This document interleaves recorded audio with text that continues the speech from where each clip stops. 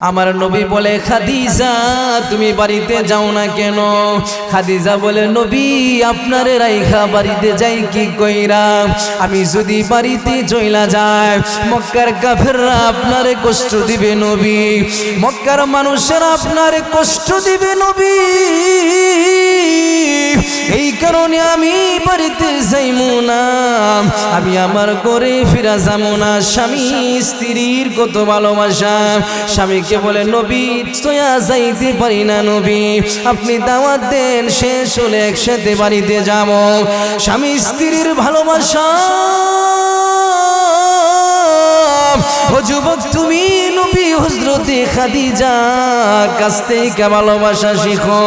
ও আমার মারা, ও আমার বোনেরা, খাদিজা স্বামীকে বলে, স্বামী আপনি দাওয়াত না দিলে গড়ে ফিরা যাবো না, দাওয়াত দাও, একসাথে গড়ে ফিরা যাবো। ওই খাদিজা দুনিয়া দেখা বিদায় হয়ে গেছে। খাদিজা দুনিয়া দেখা চলে গেল। আমার নবীর চোখ দিয়া মুক্তার দানার মতো পানি পড়ে। খাদিজা নাই, খাদিজা দুনিয়া থেকে বিদায় হয়ে গেছে। আমার নবী মসজিদে নববীতে বৈশা কাঁদে, আমার নবী বাইতুল্লাহতে বৈশা বৈশা আমার নবী কাঁদে। খাদিজা দুনিয়া থেকে বিদায় হয়ে গেছে, খাদিজা নাই। আমার নবীর জন্য খাদিজার কত ভালোবাসা ছিল। আমার নবীর খাদিজা তো মুহাব্বত করছে খাদিজা। ওই খাদিজা আজকে দুনিয়া থেকে বিদায় হয়ে গেল। আমার নবী কাঁদে, আমার নবী কাঁদে, সাহাবায়ে কেরামেরা বুঝে। আমার নবী জোরে জোরে কাঁদে না, আমার নবী কলিজা সিরা কান্না কান্না করে। আমার নবী বলে, ও সাহাবীরা দেরি করবা না, আমার খাদিজার জানাজা সম্পন্ন করার পরে আমার জুব্বা মুবারক খাদিজার জন্য রাইখা দিলাম। আমার আপনার নবীর জুব্বা মুবারক দিয়া খাদিজারে কাফন পড়াইল। আমার নবী বলে, আমার জুব্বা দিবা খাদিজারে। ওই খাদিজা আমার জন্য এত মুহাব্বত, এত ভালোবাসা, দিনের জন্য খাদিজা কি না করলো, দিনের জন্য টাকা পয়সা গুলা ব্যয় কইরা দিল। এত ধনী,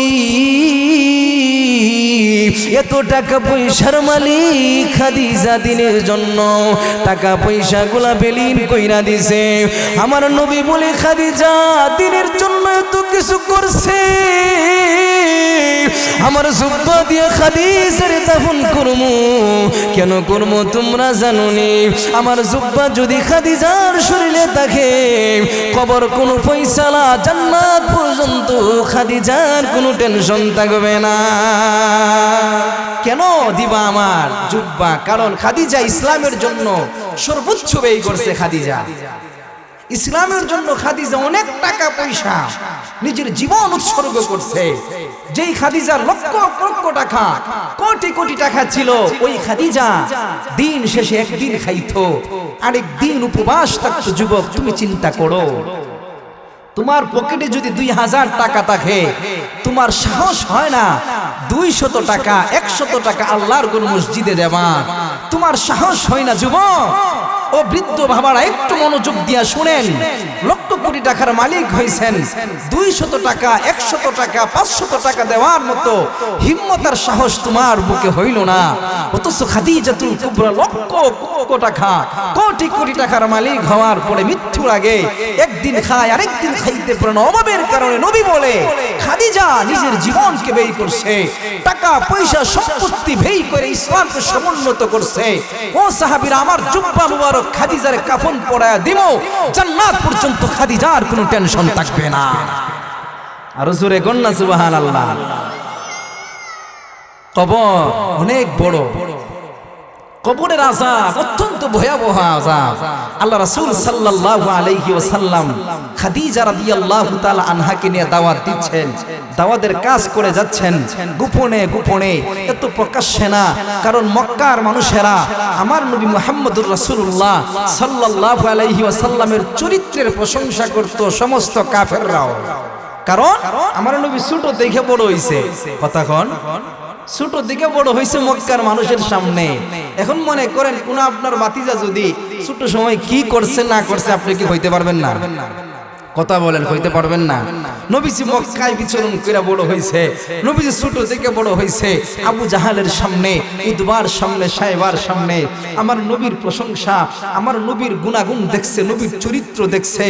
ওই নবী মুহাম্মদুর রাসূলুল্লাহর হায়াতি জিন্দেগিতে কোনোদিন একটা মিথ্যা কথা বলে নাই, একজনকে ধোঁকা দেয় নাই, একজনের সাথে গাদ্দারি করে নাই। এই কারণে মক্কার মানুষেরা আমার নবীর কাছে টাকা পয়সা আমানত রাখতে। জোরে কোন সুবহানাল্লাহ। টাকা পয়সা কার কাছে রাখে? যে সবচাইতে খারাপ, 2 নাম্বার। আর যাই হোক, মানুষ টাকা পয়সা জমা দিব সবচাইতে 1 নাম্বার মানুষটার কাছে। কথা কন, 1 নাম্বার মানুষটার কাছে না। এমন একজন মানুষের কাছে 10 লাখ টাকা দিলেন, হ্যাঁ আপনার টাকা লিয়ে সৌদি আরব গেছে আর 20 বছর আইছেন, এমন মানুষের কাছে টাকা দিবেন নাকি যেই মানুষটার কাছে 10টা টাকা রাখলে, যেই নোটটা রাখছেন এই নোটে আগামী 5 মাস পরে, 1 বছর পরে পাবেন, এই মানুষটার কাছে দিবেন? এই মানুষটার কাছে দিতেন না। মানুষ আই যার করুক, যাই করুক না কেন, টাকা পয়সার ব্যাপারটা মানুষ খুব সেনসিটিভ, এটা খুব সেনসিটিভ বিষয়। মুহাম্মদুর রাসূলুল্লাহর কাছে মানুষ টাকা পয়সা আমানত দিত, অর্থ করে আমানত দিত। তাহলে বলেন তো দেখি, এই লোকটা, এই মানুষটা কত বড় আমানতদার ছিল, বলেন সুবহানাল্লাহ। আল্লাহ রাসূল সাল্লাল্লাহু আলাইহি সাল্লাম ও কোরআন নাজিল হওয়ার পরে সমস্ত কাফেরদেরকে দাওয়াত দিছে যে অমুক পাহাড়ের নিচে আসবা, তোমাদের সাথে একটু কথা আছে।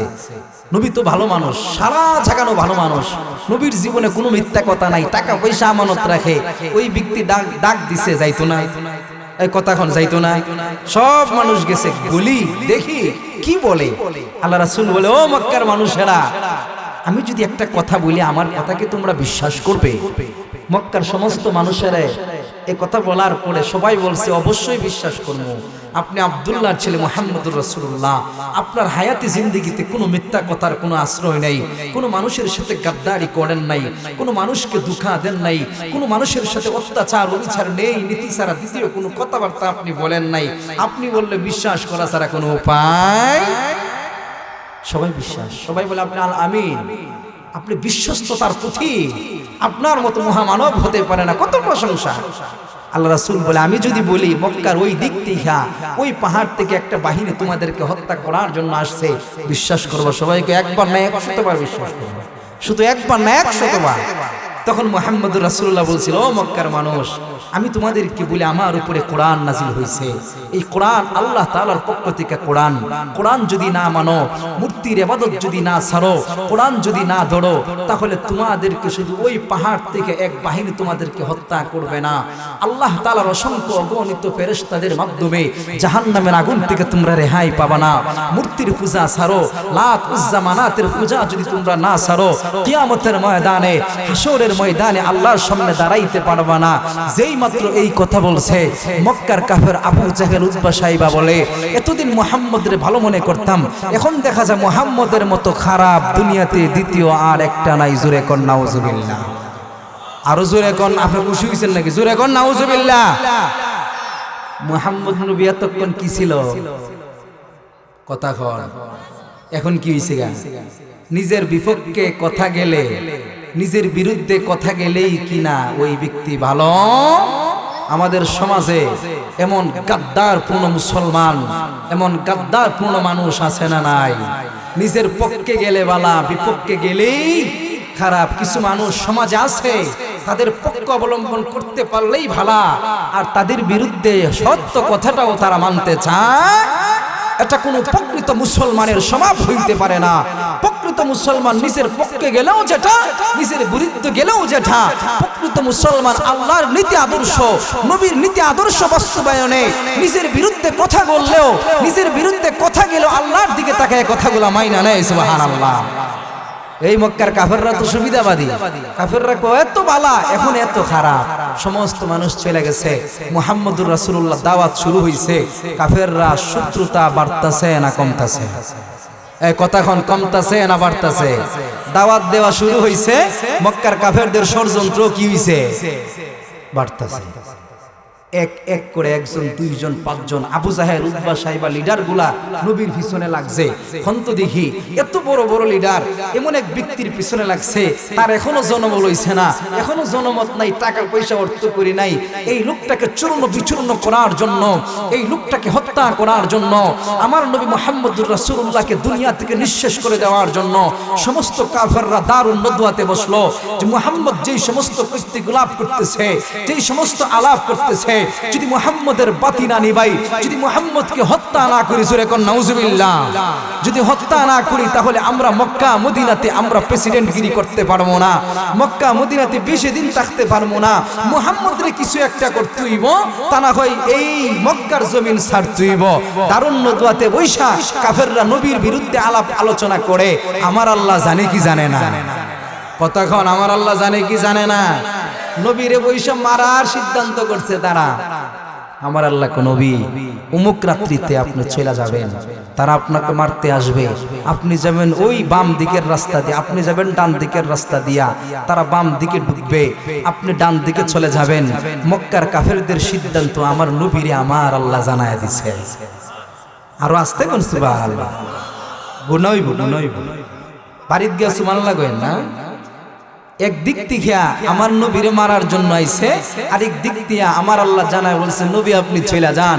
আমার নবী মুহাম্মদুর রাসূলুল্লাহ সাল্লাল্লাহু আলাইহি ওয়াসাল্লাম রাত্রি বেলা, দিনও না, কারণ দিনে কাফেরের বাচ্চা দেখবে, দেখার পরে আমার নবীর উপরে আক্রমণ করবে।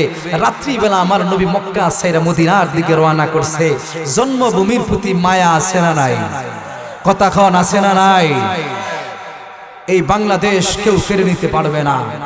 শহীদরা, মুক্তি যুদ্ধরা, আমাদের বাবারা, আমাদের দাদারা, নিজের মারা নিজের ইজ্জতকে বিলীন কইরা, আমাদের বোনরা নিজের ইজ্জতকে বিলীন কইরা, আমার বাবারা, আমার দাদারা নিজের রক্তের উপরে বাংলাদেশের মাটি উজ্জিত হয়েছে। এখন যদি কোনো গাদ্দার, কোনো নাস্তিক, কোনো বেঈমান যদি আমার লাল সবুজের পতাকা চিনিয়ে নিতে চায়, বাংলাদেশের লক্ষ লক্ষ কোটি কোটি মুসলিম জনতা নিজের জীবন দিবে, লাল সবুজের পতাকাকে বিলীন হতে দিবে না। আরো জোরে কোন হুব্বুল ওয়াতানে মিনাল ঈমান। নবী বলে দেশপ্রেম ঈমানের অঙ্গ। জুলাই অভ্যুত্থান হয়েছে, এই জুলাই আন্দোলনে স্বৈরাচারের বিরুদ্ধে এত বড় আন্দোলন করেছে এই বাংলার দেশের নওজোয়ান যুবকেরা। তাদের আগ্রহ কি, তাদের উদ্দীপনা কি? বাংলাদেশ নিয়ে কোনো ষড়যন্ত্র বাংলাদেশের কোনো মানুষকে করতে দেওয়া যাবে? বহির বিশ্বে কোনো মানুষকে বাংলাদেশ নিয়ে ষড়যন্ত্র করতে দেওয়া হবে না। বাংলার মুসলমান এটাকে রুখে দিবে, কারণ আমার নবী বলে হুব্বুল ওয়াতানে মিনাল ঈমান, দেশপ্রেম এটাও ঈমান। তুমি যত রাজনীতি করো আমরা কষ্ট নাই, আমরা চাই না কোনদিন এমপি মন্ত্রী হইমু, নিয়ত আছে, আমাদের নিয়ত নাই। এই যে হুজুর 7-8টা মাদ্রাসার শাইখুল হাদিস, হুজুর কি কইছে আমি কোনদিন এমপি পর্যায়ে দাঁড়ামো কইছে? এত বড় আলেম, কিন্তু কোরআনের বিরুদ্ধে কথা বললে দেখবেন হুজুরও বিভিন্ন জায়গায় মিছিল মিটিং এ বক্তৃতা দেয় কি দেয় না। সুতরাং বাংলার জমিনে এই বাংলার পতাকাকে কেউ বিলীন করতে পারবে না। নবী বলে দেশপ্রেম একটা ঈমানের অঙ্গ। আমার নবী চলে যাচ্ছে দেশ ছাইরা, নবীর কষ্ট লাগে কি লাগে না? আমার নবী মক্কার প্রধান গেটের দিকে তাকায় দেখে, চোখ দিয়া পানি পড়ে, মক্কা, এই দেশে আমার জন্ম, আমার বাবার জন্ম, আমার মার জন্ম, আমি চলে যাচ্ছি এই দেশ ছাইরা, তাও দিনে না, রাত্রি বেলা। কেন? মক্কার কাফেররা থাকতে দিবে না, থাকলে আমাকে মেরে ফেলবে, আমাকে শহীদ করে ফেলবে। আমার নবী মক্কার কাফেরদের নির্যাতনে অতিষ্ঠ হয়া মক্কা ছেড়ে মদিনায় চলে যাচ্ছে। মুহাম্মদুর রাসূলুল্লাহ সাল্লাল্লাহু আলাইহি ওয়াসাল্লাম যেই মাত্র মদিনাতে যাবে, মদিনার মানুষ শুনছে কি শুনে নাই? এক দেশ থেকে বাই কইরা দিতেছে, আর এক দেশের মানুষের অধীর আগ্রহে বইসা রইছে, মুহাম্মদ নবী আসবে, আমাদের ঘরে যাবে। নবী কই যাও? সমস্ত মদিনার ঘরে যাওয়া সম্ভব? কতক্ষণ না সম্ভব? সবার আগ্রহ নবী আসবে, আমার ঘরে যাবে। নবী তো একজন যাইব হয়। নবী মদিনার প্রধান গেইটে গিয়ে সমস্যায় পড়ছে, কার বাড়িতে যাইব, কার বাড়িতে না। তার বাড়িতে গেলে হে বেরাজ, হের বাড়িতে গেলে হে না খুশি, কার বাড়িতে যাইব? নবী টেনশনে পড়ার তো কথা টেনশন না, সবাই ভালোবাসে আপনারা, কার বাড়িতে যাইবেন? এক বালা কেউর বাড়িতে যাইতাম না, সবার সাথে মুসাফা করে বাড়িতে গেলাম না, এটা এক বালা। তাকতো তুইব, না থাকলে তোর মক্কায় যাওয়া যাইতো। নবী তাকবো, নবী খোলেন, নবী সাথে সাথে বলছে যে আমার উট আছে কাসওয়া, উটের নাম কি? কাসওয়া, ওটার নাম কি? এই কাসওয়া উটটার ছেড়ে দেব, যার বাড়িতে যাইব তার বাড়িতে আমি নবী তাকমু, জোরে কোন সুবহানাল্লাহ। আমার আপনার নবী সরকারে দুজাহান মক্কা ছাইরা মদিনাতে যায়। মদিনার আবাল বৃদ্ধ বনি তারা আমার নবীকে নিবে, গ্রহণ করবে। মদিনার প্রধান গেটে আমার নবীর জন্য বৈশা রইল। আমার নবী আসবে, নবীরে নিয়া বাড়িতে যাবে। আমার নবী একজন কার করে যাবে, কার করে যাবে না। আমার নবী চিন্তায় পড়ে গেছে, কার করে যাইমু, কার করে যাইমু না। তার বাড়িতে গেলে সে তো খুশি হয়ে যাবে। একজনের বাড়িতে গেলে অন্যজন বেরাজ হয়ে যায়। কার বাড়িতে যাইমু, কার বাড়িতে যাইমু না। আমার নবী চিন্তায় পড়ে গেল, আমার নবী পেরেশানিত হয়ে গেল। আমার নবী সাহাবীদেরকে লক্ষ্য করে বললেন, ও আমার সাহাবীরা, উঠকে ছেড়ে দাও। যার বাড়িতে উঠ যাবে তার ঘুরে আমি নবী যাইমু, খানা খাইমু। আমার নবীর উটটাকে ছেড়ে দেওয়া হলো।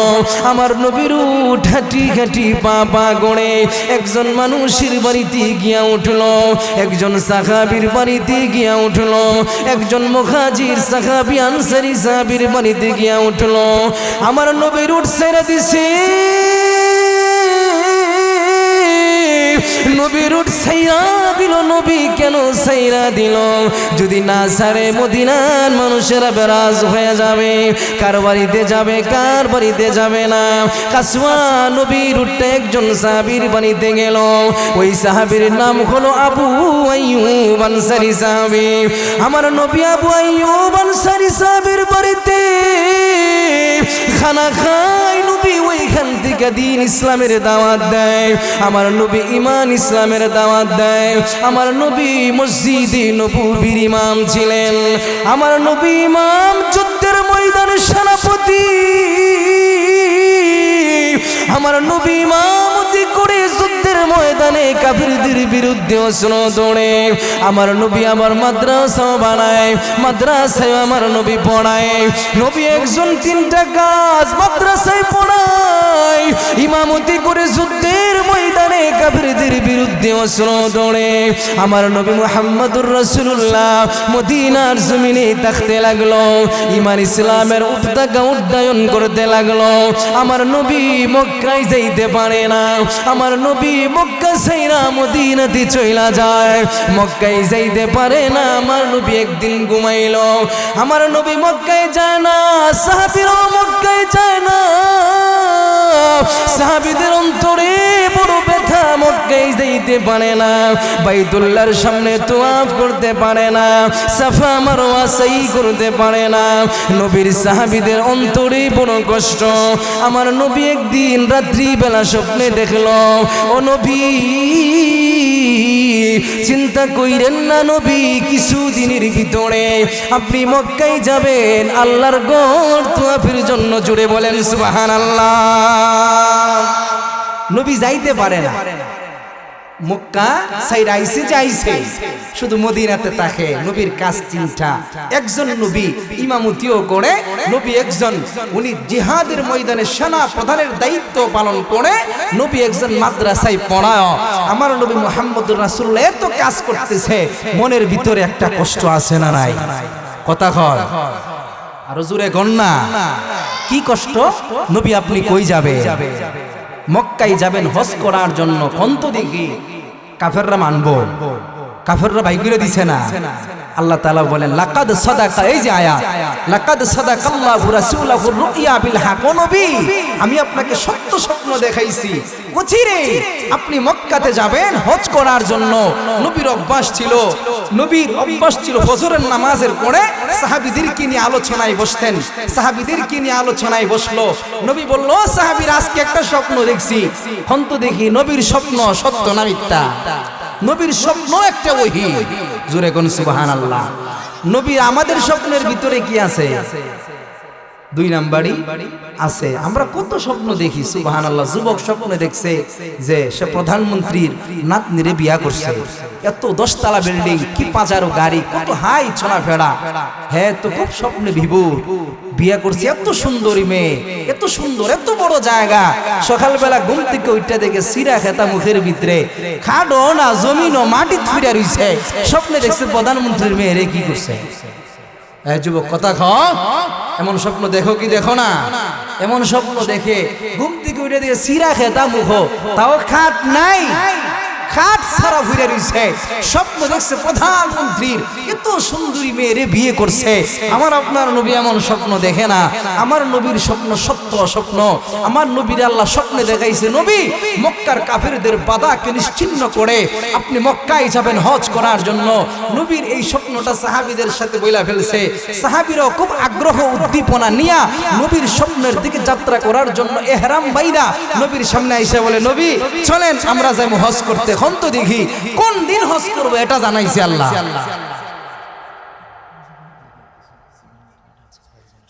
এখন তো দেখি নবী কি তাদেরকে এই কথা কইছে যে কোন দিন যাইমু। সাহাবারা রেডি হইয়া প্রস্তুত হইয়া নবীর সামনে আসছে। নবীকে বললাম না, মাত্র স্বপ্ন দেখছি, তোমরা দি রেডি, ইহরাম বাইদা। একবারে নবীর সামনে আইসা বলছে, এখন তো দেখি ইহরাম বাঁধছে। নবীকে কিরে, আমি তো কইলাম না, তোমরা আইসা বলছো।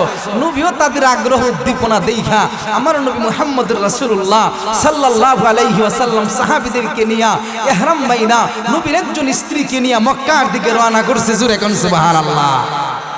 যেই মাত্র হুদাইবিয়াতে গেছে, মক্কার কাফেররা শুনছে নবী মুহাম্মদ মক্কা যায়। মক্কার কাফেররা বলে, সাবধান, নবী মুহাম্মদ যেন মক্কায় প্রবেশ না করতে পারে, মক্কাতে এইবার হজ করতে দিব না। যদি আসে মক্কায় রক্তপাত হবে, মক্কায় খুনাখুনি হবে, মুহাম্মদুর রাসূলুল্লাহকে মক্কায় ঢুকতে দেওয়া যাবে না। জোরে কোন নাউজুবিল্লাহ। আমার নবী মুহাম্মদুর রাসূলুল্লাহ সাল্লাল্লাহু আলাইহি ওয়াসাল্লাম মক্কায় না গিয়া, মক্কায় যেতে পারেন নাই এই বছর, আবার চলে যাচ্ছেন মদিনার দিকে। কারণ মক্কার মানুষেরা আমার নবীরে মক্কায় ঢুকতে দিবে না। অনেক লম্বা ঘটনা, সংক্ষেপে বলতেছি। মুহাম্মদুর রাসূলুল্লাহ সাল্লাল্লাহু আলাইহি ওয়াসাল্লাম চলে যাচ্ছেন বাড়ির দিকে, মদিনার দিকে। এবার আর যাওয়া হলো না। অনেক চুক্তি নামা হলো, অনেক শিল সপ্পর হলো। আমার নবী অবশেষে নিরুপায় হয়ে না হজ কইরা আমার নবী মদিনাতে যায়। আমার আল্লাহ বলে, যালিকা ফাতহান কারিবা, ও নবী আপনারে বিজয় দিছি। আপনারা কোন তো দেখি যদি হজ করতে পারতো তাহলে বিজয়। এখন কি হজ করতে পারছে? কথা কোন হজ করতে পারছে না? ফিরাইছে, হজ না করে ফিরাইছে। এটা কি বিজয় না পরাজয়? কতক্ষণ বিজয় না পরাজয়? আমার আল্লাহ এখন নবী আপনারে বিজয় দিছি। এই আয়াত হযরত উমর রে নবী শুনাইলো। উমর বলে, নবী এমনি উমরের শৈল লাখ হজ করতে পারছে না। নবী কেন? উমর বলে, ও নবী, এটা কি আমরার বিরুদ্ধে না পক্ষে?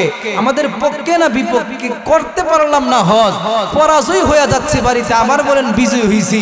হযরত উমরের রাগান্বিত হইয়া হযরত উমর রাগ হইছে, গুসা হইছে। অনেকগুলা চুক্তি নামা নিয়ে আমার নবী মদিনাতে গেছিল। একটা চুক্তি ছিল, মক্কার মানুষ মদিনার মানুষেরা চলাফেরা করবে, তাদের ভিতরে উঠা বসা হবে কিন্তু ঝগড়া বিবাদ হবে না।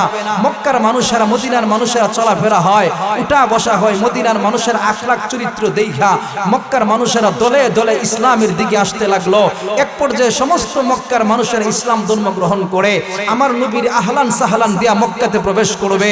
আমার নবী মক্কার প্রধানমন্ত্রী হবে, আমার নবী মক্কার প্রধান ক্ষমতাশীল ব্যক্তি হবে। মুহাম্মদুর রাসূলুল্লাহ যেই মাত্র মক্কার জমিনে পাড়া দিছে, মুহাম্মদ নবীর কাছে লিস্ট আইছে। এই সমস্ত কাফেরদের কারণে আপনি রাত্রি বেলা মক্কা ছাইরা মদিনাতে গেছিলেন, তাদের বিচার করেন। আমার নবী লিস্টটা হাতে নিয়া কাবা শরীফের সামনে গিয়া বলে, উতবা সাইবা আবু জাহেল আরো যে কেউ থাকো না কেন, আমারে তোমরা রাত্রি বেলা ঘর থেকে বের করে দিছিলা। আমি আজকে মক্কার প্রধানমন্ত্রী, আমি চাইলে তোমাদের বিচার করতে পারি, আমি চাইলে তোমাদেরকে ফাঁসি কাষ্টে ঝুলাইতে পারি, আমি চাইলে তোমাদেরকে লাঞ্ছিত করতে পারি, আমি চাইলে তোমাদেরকে বঞ্চিত করতে পারি। ও মক্কার কাফেররা শুনে রাখো, আমি তোমাদেরকে আমভাবে ক্ষমার ঘোষণা করে দিলাম। আর আস্তে কোন সুবহানাল্লাহ। আমার নবী মুহাম্মদুর রাসূলুল্লাহর আখলাক কেমন, চরিত্র কেমন। মুহাম্মদ নবীর আখলাক আর চরিত্র দেখে বেঈমানরা গলা না কাইটা কালেমা পড়ে মুসলমান হইছে। আমার নবী মুহাম্মদুর রাসূলুল্লাহ আমাদেরকে রাইখা উনি সুপারিশ ব্যতীত জান্নাতে যাবে না, আমাদেরকে রাইখা নবী জান্নাতে ঢুকবে না। শাফাআতে কুবরা নবী আমাদের জন্য করবেন, শাফাআতে সুগরা নবী আমাদের জন্য করবেন। খোদার কসম করে বলি, আমার নবী মুহাম্মদুর রাসূলুল্লাহ সাল্লাল্লাহু আলাইহি ওয়াসাল্লামের বিরুদ্ধে যদি বাংলার জমিন আইন বাস্তবায়ন হয়, আমরা ৯২% মুসলমান এটা মেনে নিতে পারি। আরো জোরে কোন কথা কই দিব, জোরে কোন পারি। বাংলার জমিনে দেখেন কিছুদিন আগে হাদিকে গুলি করা হয়েছে, জানেন কি জানেন না? হাদিকে গুলি করার কারণে যদি মিডিয়া পাড়া শুধু হাদিরে নিয়েই লেখে, শুধু হাদি, ফেসবুক, ইউটিউব সব জায়গায় হাদি, কিন্তু স্পষ্ট ভাষায় রাজনৈতিক ব্যক্তি বর্গদেরকে বলতে চাই, আমার নবীর খতমে নবুয়ত নিয়ে কাদিয়ানীরা কথা বলল, কোন মিডিয়া শিরোনামে আমার নবীর কাদিয়ানীদের বিরুদ্ধে লেখলো না, কাদিয়ানীদের বিরুদ্ধে রাষ্ট্রীয়ভাবে কোনো ঘোষণাপত্র জারি হলো না। বোঝা যায় বাংলাদেশের মিডিয়ারা হচ্ছে পশ্চাত্যের দালাল। আরো জোরে কোন, আরো জোরে কোন। সুতরাং একটা কথা আজকের এই জাওয়া বাজার থেকে ঘোষণা করতে চাই, জাওয়া বাজার থেকে আজকে একটি স্পষ্ট ঘোষণা করতে চাই, মিডিয়ার সামনে আছে, সারা বাংলাদেশের আম জনতার পক্ষ থেকে একটা কথা বলতে চাই।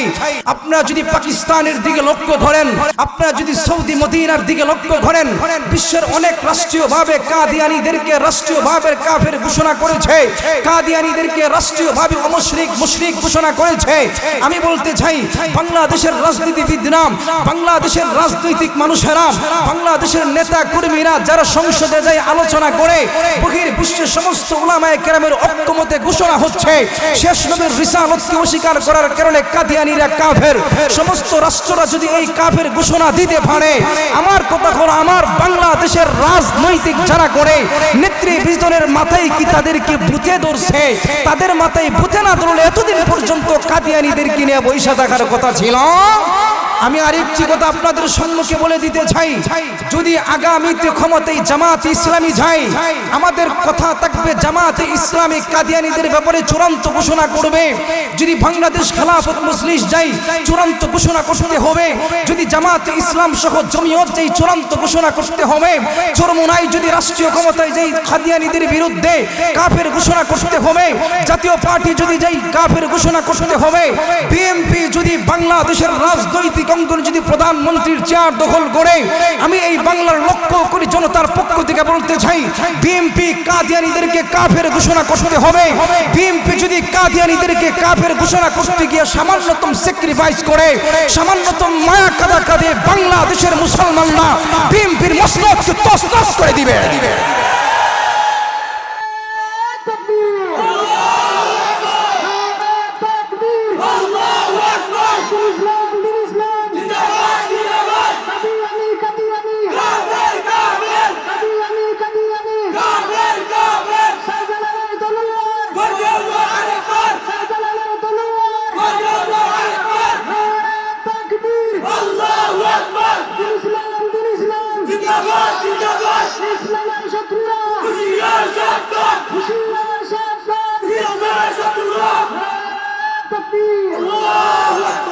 আমরা আমাদের বাবারে যদি কেউ গালি দেয় আমরা সহ্য করতে পারি, কেউ যদি আমার এক গালি দেয় আমি সহ্য করতে পারি। আমি নবীর বিরুদ্ধে কথা বলার কারণে যদি কেউ বলে, আমি নবীর পক্ষে কথা বলার কারণে, কাদিয়ানীদের বিপক্ষে কথা বলার কারণে যদি কেউ বলে আমি রাজনৈতিক আলোচনা করতেছি, আমি রাজনৈতিক কথা বলতে, খোদার কসম এমন রাজনীতি মৃত্যু পর্যন্ত করে যেতে রাজি আছে। যে কি হোক না কেন, বাংলার জমিনে কাদিয়ানীদের পক্ষে যারাই নিবে, জামাতে ইসলাম হোক না কেন, যত দলেই হোক না কেন, যত বড় মহাসচিবই হোক না কেন, কাদিয়ানীদের পক্ষে নিলে মহাসচিবগিরি 1 সেকেন্ডের জন্য বাংলার জমিনে চলবে।